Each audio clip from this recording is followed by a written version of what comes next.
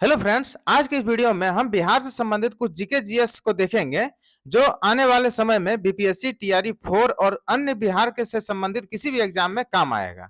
ठीक है, तो हम लोग पहला क्वेश्चन देखते हैं कि लिखा हुआ है कि मैथिली भाषा का विकास किस राजवंश के काल में शुरू हुआ था।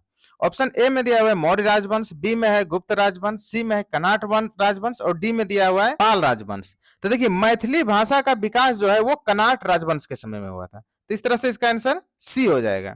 नेक्स्ट क्वेश्चन में कह रहा है कि बिहार ब्रिटिश शासित भारत के तहत बंगाल प्रेसिडेंसी से कब अलग हुआ। ऑप्शन ए में दिया हुआ है 1905, बी में 1912, सी में दिया हुआ है 1935 और डी में दिया हुआ है 1947। तो देखिए, क्या कह रहा है कि ब्रिटिश शासित भारत के तहत बंगाल प्रेसिडेंसी से बिहार कब अलग हुआ। तो बिहार जो है बंगाल प्रेसिडेंसी से 1912 में अलग हुआ था। ठीक है, तो इस तरह से इसका आंसर बी हो जाएगा। 1905 में जो है वो बंगाल विभाजन हुआ था, इस चीज को याद कर लीजिए। कई बार कई एग्जाम में ये सवाल पूछा गया था कि बंगाल विभाजन कब हुआ था, तो ये 1905 में हुआ था।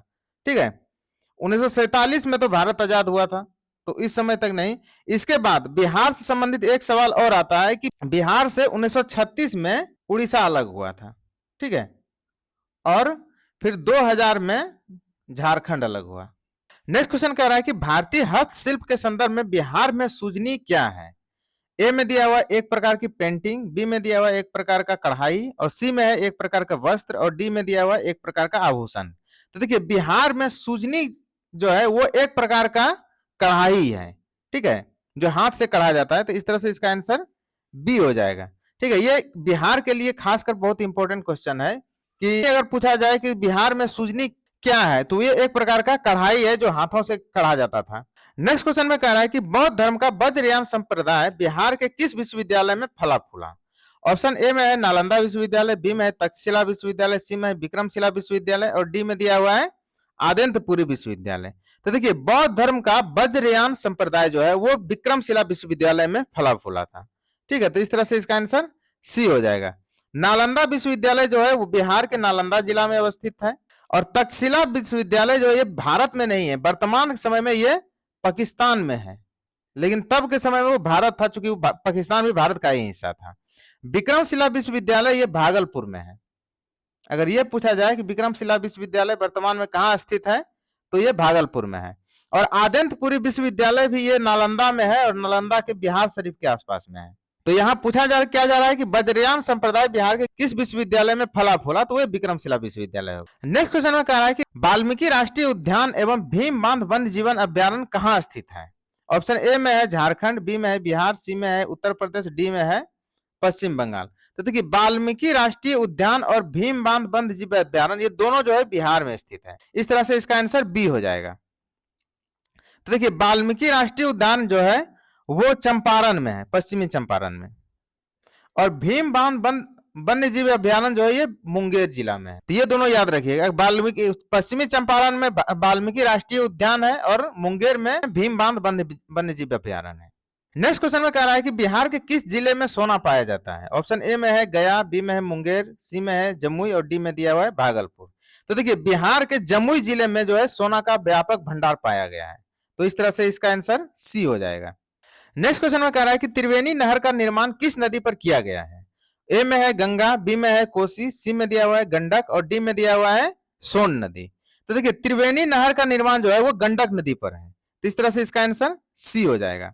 ठीक है, नेक्स्ट क्वेश्चन में कह रहा है कि बिहार में सबसे पुरानी आर्कियन रॉक सिस्टम का हिस्सा कौन सी चट्टान प्रणाली है।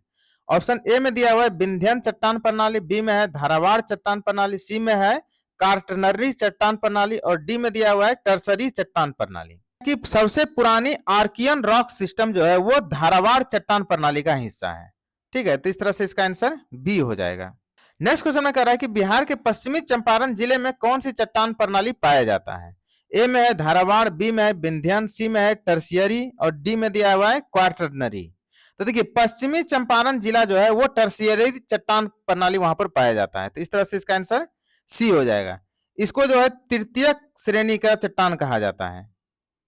नेक्स्ट क्वेश्चन में कह रहा है कि कोसी मैदान की मध्य की औसत ऊंचाई समुद्र तल से कितनी है। ऑप्शन ए में दिया हुआ है 20 मीटर, बी में है 30 मीटर, सी में दिया हुआ है 50 मीटर और डी में दिया हुआ है 100 मीटर। तो देखिए, कोसी मैदान जो है वो समुद्र तल से 30 मीटर ऊंचा है। ठीक है, तो इस तरह से इसका आंसर बी हो जाएगा। नेक्स्ट क्वेश्चन में कह रहा है कि 1937-38 के दौरान बिहार में बर्खास्त आंदोलन किसके द्वारा आयोजित किया गया था? ऑप्शन ए में है स्वामी विद्यानंद, बी में दिया हुआ है स्वामी सहजानंद सरस्वती, और सी में दिया हुआ है डॉक्टर राजेंद्र प्रसाद, और डी में दिया हुआ है श्री कृष्ण सिंह। तो देखिए 1937-38 में बिहार में बर्खास्त आंदोलन चलाया गया था। ठीक है, तो ये चलाया गया था स्वामी सहजानंद सरस्वती के द्वारा। तो इस तरह से इसका आंसर बी हो जाएगा। तो देखिए बर्खास्त आंदोलन जो है वो भूमि से संबंधित है। ठीक है, भूमि सुधार आंदोलन से संबंधित है। स्वामी सहजानंद सरस्वती एक ऐसे नेता थे जो जिन्होंने जमींदारी प्रथा उन्मूलन के लिए सबसे अधिक योगदान दिया था। जमींदारी प्रथा उन्मूलन में इसका अभूतपूर्व योगदान रहा था। श्री कृष्ण सिंह बिहार के प्रथम मुख्यमंत्री बने थे, और डॉक्टर राजेंद्र प्रसाद ये बिहार के रहने वाले थे, लेकिन ये भारत के पहले राष्ट्रपति हुए। नेक्स्ट क्वेश्चन में कह रहा है कि डच ईस्ट इंडिया कंपनी ने पटना में अपना कारखाना कब स्थापित किया? ऑप्शन ए में दिया हुआ है 1932, बी में 1950, सी में दिया हुआ है 1700, और डी में दिया हुआ है 1757। हमको यही बताना है कि डच ईस्ट इंडिया कंपनी जो है वो पटना में अपना कारखाना कब खोला था। तो डच ईस्ट इंडिया कंपनी ने पहला कारखाना पटना में 1632 में खोला था। ठीक है, तो इस तरह से इसका आंसर ए हो जाएगा। नेक्स्ट क्वेश्चन में कह रहा है कि श्री कृष्ण सिंह को किस नाम से जाना जाता था? ए में दिया हुआ है बिहार रत्न, बी में दिया हुआ है बिहार केसरी, सी में है लोकनायक, और डी में दिया हुआ है देश बंधु। श्री कृष्ण सिंह जो है वो बिहार के पहले मुख्यमंत्री थे, और श्री कृष्ण सिंह को बिहार केसरी के नाम से जाना जाता था। इस तरह से इसका आंसर बी हो जाएगा। लोकनायक के नाम से जयप्रकाश नारायण प्रसिद्ध हुए। देश बंधु जो है उस चितरंजन दास को कहा जाता था। ये सब चीज आप याद कर लीजिए, कई एग्जाम में पूछा जाता है। सी.आर. दास जिसको कहते हैं, यानी चितरंजन दास को देश बंधु कहा जाता था। बिहार केसरी किसे कहा जाता है? तो श्री कृष्ण सिंह के, जो हमारे बिहार के पहले मुख्यमंत्री हुए थे। नेक्स्ट क्वेश्चन में कह रहा है कि चंपारण सत्याग्रह के दौरान महात्मा गांधी की जान किसने बचाई? ऑप्शन ए में दिया हुआ है स्वामी विद्यानंद, बी में दिया हुआ है बत्तख मियाँ, सी में दिया हुआ है डॉक्टर राजेंद्र प्रसाद, और डी में है राजकुमार शुक्ल। तो देखिए चंपारण सत्याग्रह के दौरान महात्मा गांधी की जान जो है वो बत्तख मियाँ ने बचाया था। ठीक है, तो इस तरह से इसका आंसर बी हो जाएगा। अब देखिए इसके विषय में थोड़ा समझ लेते हैं कि चंपारण सत्याग्रह के दौरान ही कहा जाता है कि महात्मा गांधी के खाने में और पीने में जो है वो जहर मिला दिया गया था। बत्तख मियाँ ने मतलब उस जहरीले चीज से जो है महात्मा गांधी को बचा लिया था। यदि ये सवाल आया कि चंपारण सत्याग्रह के लिए महात्मा गांधी को बिहार किसने बुलाया था, तो वो राजकुमार शुक्ल थे। ठीक है, राजकुमार शुक्ल जो है एक बिहार के किसान थे, इन्होंने ही महात्मा गांधी को बिहार बुलाया था। नेक्स्ट क्वेश्चन में कह रहा है कि विक्रमशिला विश्वविद्यालय की स्थापना किसने किया? ऑप्शन ए में दिया हुआ है धर्मपाल, बी में दिया हुआ है गोपाल, सी में दिया हुआ है देवपाल, और डी में दिया हुआ है नारायण पाल। तो देखिए विक्रमशिला विश्वविद्यालय के बारे में अभी पहले बात किए थे, तो यहाँ पूछ रहा है कि इसका स्थापना किसने किया। तो विक्रमशिला विश्वविद्यालय की स्थापना पाल वंश के शासक धर्मपाल ने किया था। ठीक है, और ये कहाँ है? तो ये वर्तमान के भागलपुर में स्थित है। नेक्स्ट क्वेश्चन में कह रहा है कि बिहार का प्रथम राज्यपाल कौन थे? ऑप्शन ए में है डॉक्टर राजेंद्र प्रसाद, बी में है सर जेम्स डेविड स्टीफन, सी में दिया हुआ है श्री कृष्ण सिंह, और डी में दिया है जयप्रकाश नारायण। तो देखिए हमको बताना यही है कि बिहार का पहला राज्यपाल कौन थे। तो बिहार का पहला राज्यपाल सर जेम्स डेविड स्टीफन थे। ठीक है, तो इस तरह से इसका आंसर बी हो जाएगा। नेक्स्ट क्वेश्चन में कह रहा है कि Mahatma Gandhi and Bihar some reminiscences पुस्तक के लेखक कौन थे? ऑप्शन ए में दिया हुआ है डॉक्टर राजेंद्र प्रसाद, बी में दिया हुआ है जयप्रकाश नारायण, सी में दिया हुआ है श्री कृष्ण सिंह, और डी में दिया हुआ है अनुग्रह नारायण सिंह। तो देखिए इस किताब का लेखक जो है वो डॉक्टर राजेंद्र प्रसाद थे। ठीक है, इन्होंने ही महात्मा गांधी के ऊपर जो है एक किताब लिखा, जिस किताब का नाम था Mahatma Gandhi and Bihar some reminiscences. Next question में कह रहा है कि बिहार का सबसे पुराना गिरजाघर कौन है? ऑप्शन ए में दिया हुआ है सेंट जोसेफ चर्च, बी में दिया हुआ है पादरी की हवेली, सी में दिया हुआ है सेंट मेरी चर्च, और डी में दिया हुआ है कैथेड्रल चर्च। तो देखिए बिहार का सबसे पुराना गिरजाघर, यानी गिरजाघर को ही अंग्रेजी में चर्च कहते हैं। ठीक है, सबसे पुराना चर्च कौन है? तो है पादरी की हवेली। ठीक है, ये पटना में स्थित है। तो इस तरह से इसका आंसर बी हो जाएगा। नेक्स्ट क्वेश्चन में कह रहा है कि बिहार का पहला तैरता हुआ सौर ऊर्जा संयंत्र कहां बनाया गया? ऑप्शन ए में दिया हुआ है पटना, बी में है गया, सी में है दरभंगा, और डी में दिया हुआ है भागलपुर।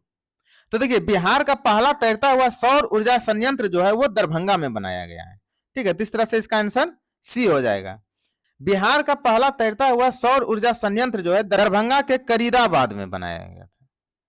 नेक्स्ट क्वेश्चन में कह रहा है कि वर्ष 2025-26 के आर्थिक सर्वेक्षण के अनुसार बिहार के किस जिले के प्रति व्यक्ति आय सबसे कम है? ऑप्शन ए में है अररिया, बी में है शिवहर, सी में है पूर्णिया, और डी में है किशनगंज।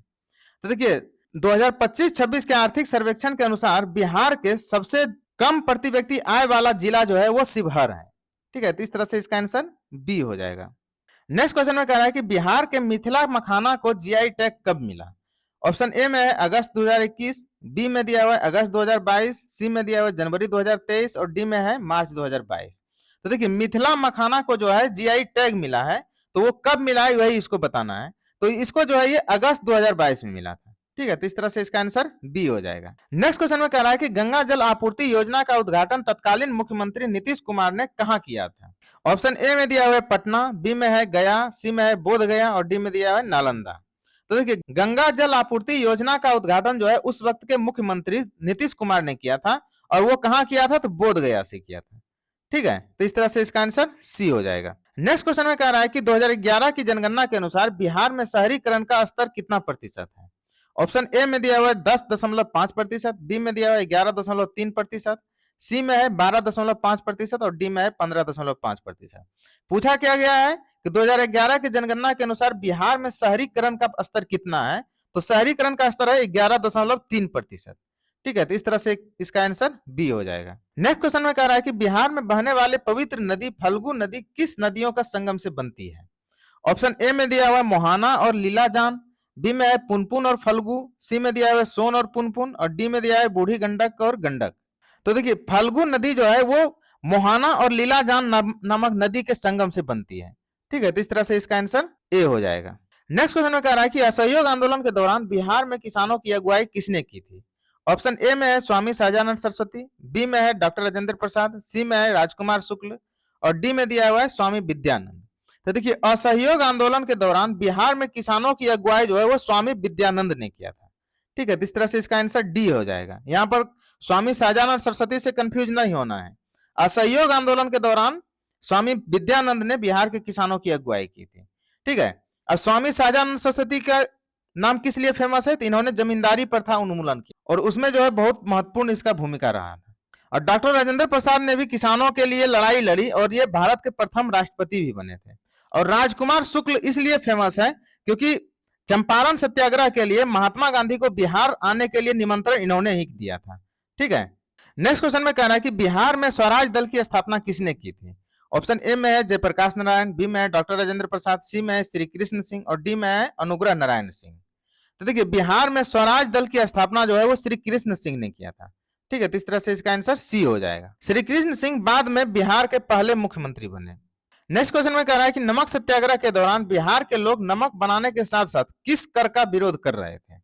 ऑप्शन ए में है जमींदारी कर, बी में है चौकीदार कर, सी में दिया हुआ है मकान कर और डी में दिया हुआ है पशु कर। तो देखिए नमक सत्याग्रह के दौरान बिहार के लोग एक और टैक्स का विरोध कर रहा था, तो वो था चौकीदारी कर। ठीक है, तो इस तरह से इसका आंसर बी हो जाएगा। नेक्स्ट क्वेश्चन में कह रहा है कि बिहार पर तुर्कों का आक्रमण कब शुरू हुआ? ऑप्शन ए में है 8वीं शताब्दी, बी में है 7वीं शताब्दी और सी में दिया हुआ है 12वीं शताब्दी और डी में दिया हुआ है 13वीं शताब्दी। तो देखिए बिहार पर तुर्कों का आक्रमण जो है वो 12वीं शताब्दी में शुरू हुआ था। ठीक है, तो इस तरह से इसका आंसर सी हो जाएगा। नेक्स्ट क्वेश्चन में कह रहा है कि अकबर ने बंगाल और बिहार को मुगल साम्राज्य में कब मिलाया? ए में दिया हुआ है 1572, बी में है 1605, सी में दिया हुआ है 1578 और डी में दिया हुआ है 1576। तो अकबर ने बंगाल और बिहार को मुगल साम्राज्य में 1576 ईस्वी को मिला लिया था।